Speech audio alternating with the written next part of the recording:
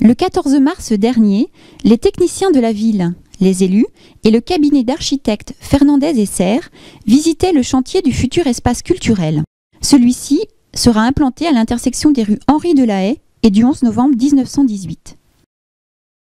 Une quinzaine d'associations culturelles, de théâtre, de danse et de musique fréquenteront ce futur espace, dédié spécifiquement aux pratiques artistiques amateurs du spectacle vivant. Ce qui représentera à terme près de 1600 pratiquants hebdomadaires, soit près de 7,3% de la population active.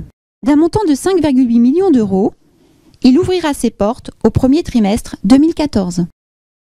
Le travail de ce projet du Centre culturel de Vertou est basé sur un travail sur le paysage, sur la notion large du bâtiment et de son implantation dans son site historique et dans son site paysager, naturel et urbain. Nous avons voulu, à la fois la mairie et puis moi-même, mettre en place un prototype, c'est-à-dire un essai grandeur à échelle 1, à la fois de la façade, du rapport et du raccord entre la toiture et les élévations en pierre, ce qui permet véritablement d'avoir une vision la plus cohérente et la plus harmonieuse, je dirais, entre le projet pensé et rêvé et le projet réel. Et cette concrétisation, elle doit passer à la fois par une communication, c'est-à-dire les hommes de chantier, ceux qui sont les plus essentiels dans la construction, ceux qui réalisent le projet.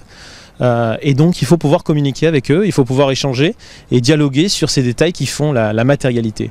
Alors, les matériaux spécifiques qui sont utilisés dans ce bâtiment, elles sont à plusieurs niveaux.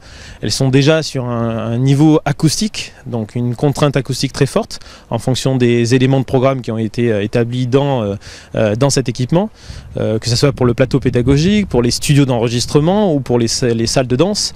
La réverbération acoustique a été un élément essentiel, donc un certain nombre de matériaux absorbants, à la fois mobiles ou immobiles, vont permettre de corriger l'acoustique de ces pièces. D'autres matériaux comme le sol sont aussi importants, notamment dans les plateaux pédagogiques ou les salles de danse, qui seront revêtus de parquet. Après le troisième échelon, on va dire, ou échelle de matérialité et de matière, c'est celle de la façade, qui est une façade en pierre, une pierre marbrière, qui rappelle la pierre de l'église, qui est le lieu cultuel de Vertou, et le lien, on va dire, patrimonial que je voulais générer entre l'équipement culturel et la place de l'église. C'est vraiment dans le détail aujourd'hui que je travaille avec la mairie de Vertou.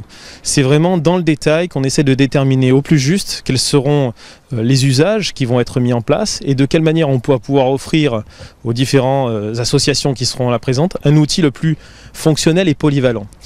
Évidemment, c'est un projet particulier parce que plusieurs types d'associations vont utiliser ce bâtiment. Donc il faut qu'elle réponde forcément à des contraintes ou à des données assez complexes. Et donc l'idée, bien évidemment, c'est de mettre en place avec finesse et dans le détail cette problématique. Les associations pourront s'appuyer sur un équipement de qualité, adapté aux différentes activités associatives. Ce futur édifice comportera à terme 3 studios de répétition de musique, un studio de théâtre, une salle d'activité et 2 studios de danse. L'originalité du projet tient aussi à la mise en fonctionnement d'un plateau pédagogique de 230 mètres carrés. Ce plateau pédagogique pourra accueillir près de 130 personnes et permettra la présentation au public des représentations de fin d'année.